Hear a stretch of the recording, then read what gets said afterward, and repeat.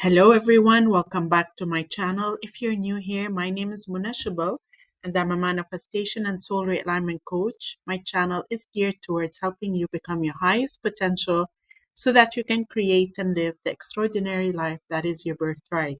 In today's video, I'll be talking about affirmations as well as affirming in future tense. I'll be sharing what my opinion is on these and what I recommend in both scenarios. But before we get started, just a quick reminder that I offer both email and video coaching. So if you need help in manifesting any of your desires or in releasing any of your blocks, you definitely want to check out all my coaching options. They are in the description below. And I want you to know that I currently have an offer on my email coaching, which is available only for this weekend. So if you're interested in signing up for email coaching, definitely check out the link below for email coaching, and you will find that there are some packages that are on 15% sale for this coming weekend only. So definitely check them out before the sale is gone. And I'd also like to invite you to subscribe to my channel and hit the bell icon if you'd like to receive a notification anytime I upload a new video. So today's video is inspired by a subscriber request that specifically asked about affirmations as well as affirming in future tense. She asked two different questions and I will cover each one first. So the first one is robotic affirmations or affirmations, which I'll be explaining what these are in a minute. How efficient are they, the science behind them, resistance, and so on. So going into affirmations. Affirmations are a concept that was invented by Noah St. John. Affirmations are the same thing as ask formations, and he actually invented these, and he has a book called the Book of Affirmations. It's actually a book that I read, I believe, around 10 years ago, and I really enjoyed reading it. It was a very quick read. I read it probably in a day or two, and I really resonated with the concept. And many people actually prefer affirmations over affirmations, and I'll explain why they are effective in a little bit. So, affirmations are empowering questions that ask why you are already that which you want to be. They are essentially affirmations changed from statements to questions. However, the key word here is empowering, because we want to make sure that we are asking the right kinds of questions. A disempowering question would be, why do others get what they want but not me? Versus an empowering question is, why do I always get what I want? So, as with affirmations, it is focused on something that is empowering, that is reflective of the state of the wish fulfilled, rather than what you perceive as your current reality. Now, why is it important that when we ask that question, we ask it in an empowering way versus a disempowering way? According to the author of the Book of Affirmations and the inventor, Noah St. John, disempowering questions focus your mind on what you don't have, can't do, and are not, and therefore take away your power to act. Whereas empowering questions focus your mind on what you have, what you can do, and who you are. In short, they unleash your ability to take action and express who you really are. Now, I want to remind you that while this book specifically focuses on inspired actions, actions are not always a must. Just remember that. Even though your mind is going into reply mode, seeking a response to that question, don't uphold any assumption that actions are either a necessity or a must, or that they are not necessary either. So the idea is to remain neutral. You may be called to take action, you may not be called. Just don't have an opinion or belief in either direction. Let it go. Now, the answers to empowering questions produce feelings of positive self worth and ultimately lead to answers that tell the truth about who you really are. Again, this is going back to specifically what is mentioned in the book of Affirmations. Now, let's look at some examples of affirmations versus afformations. In a typical affirmation, you may say, I am loved, chosen, and pursued. If you were to turn that into a question, you would say, why am I so loved, chosen, and pursued? You might say in an affirmation, I am happy, healthy, and thriving. As an affirmation, you might say, why am I so happy, healthy, and thriving? Finally, you might say as an affirmation, I am so lucky. As an affirmation, you would say, why am I so lucky? So going into how do affirmations work, affirmations imply wish fulfillment in the actual question. So when you say, why am I so loved, chosen, and pursued, it's implied you already are that. Now, the conscious physical mind simply does not object, but rather works on finding the answer. It's automatic and can't be helped because a question requires a reply.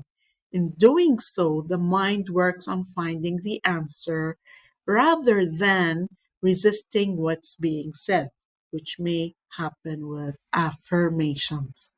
Now, why do they work? Obviously, I already explained how they work. According to Noah St. John, he says searching for an answer to a question is perhaps the most basic and fundamental question of the human mind. He continues by saying you create your life in two ways by the statements you say to yourself and others, which is basically affirmations, and by the questions you ask yourself and others. So, affirmations bridge the belief gap between the positive statements you're saying and your inner beliefs. Therefore, by default, there is less resistance with affirmations. But going back, I always bring this point up. Do you actually need to believe your affirmations?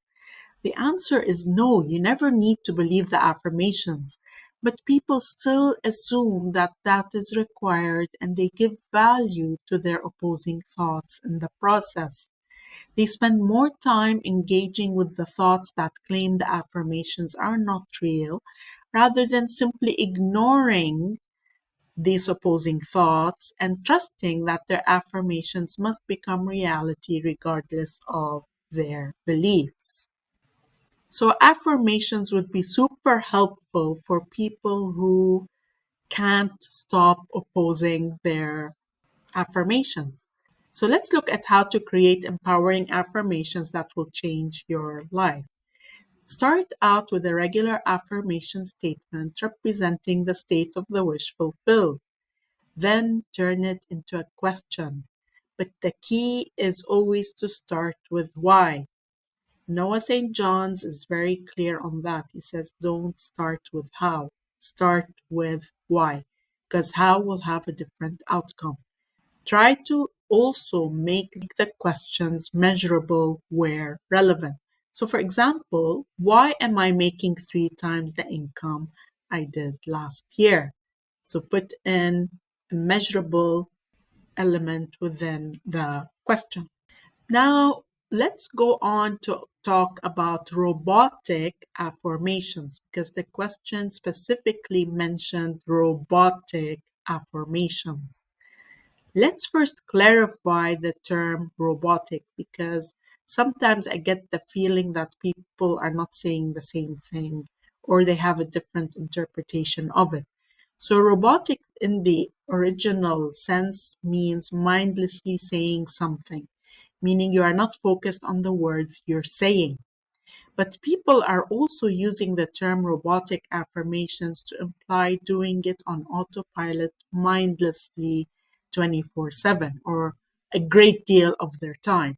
I personally don't recommend robotic affirmations, whether you're simply doing them mindlessly or you're doing them on autopilot 24/7. And I'll explain why. But in the end, always go with what resonates. This is my personal opinion, hence why I underlined personally. Although I don't see an issue with robotic affirmations, I don't hold the same opinion for robotic affirmations, and I'll explain why. My reasoning, there are two reasons for that. The first reason is the state of asking a question and the state of receiving the answer are two different states. We mentioned the mind goes to search for the answer. And so in order for the mind to go searching into the answer, you must shift from asking that question to receiving the answer.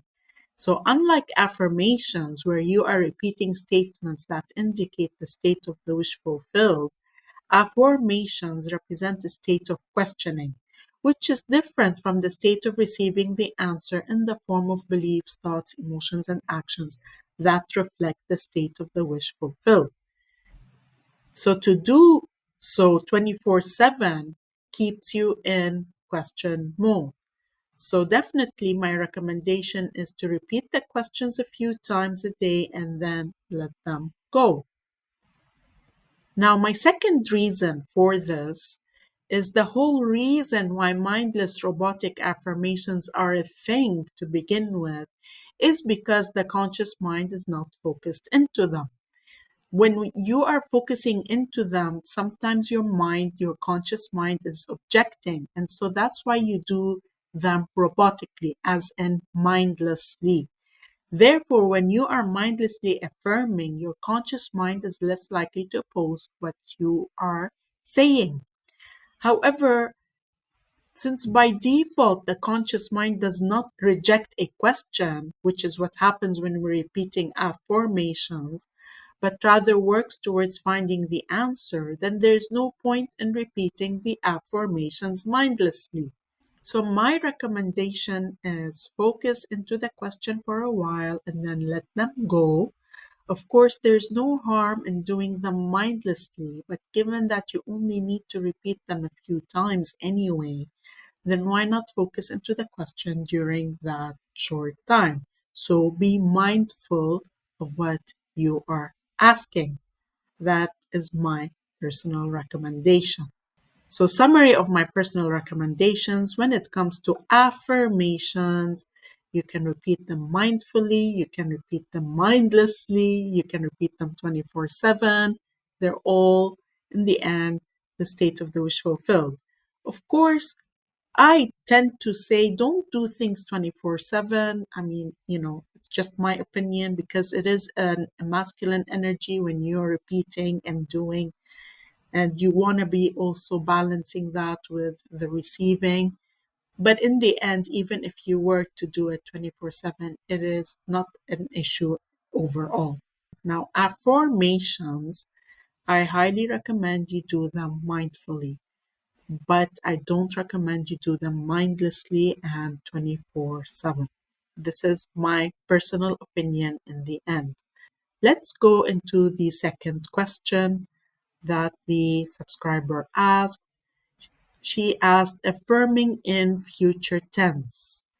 Can you do that? I have it, I already have it versus I will get it. I deep down know, believe I'll get it versus I'm choosing to assume, though I can't feel it or fully believe that I'll get it, and so on. So affirming in future tense, here this is the whole point behind it, is it helps with believing that something is going to happen rather than it is already that way today. That's the purpose of it in the end. Okay, so I'm explaining here that people will do it because they have an easier time believing that they will manifest something in the future versus it is already that way today. So, in response to that, let's distinguish between two things. Number one, where you're placing your focus and attention. And number two, your conscious beliefs and assumptions. In my personal opinion, you can dominantly affirm in the present tense, which reflects where you're placing your focus and attention, and as needed, respond to conscious mind's triggers of the current 3D with an inner dialogue that it will happen, or simply holding the faith that it's going to change in the future. So here you're kind of working with your conscious mind on its belief systems.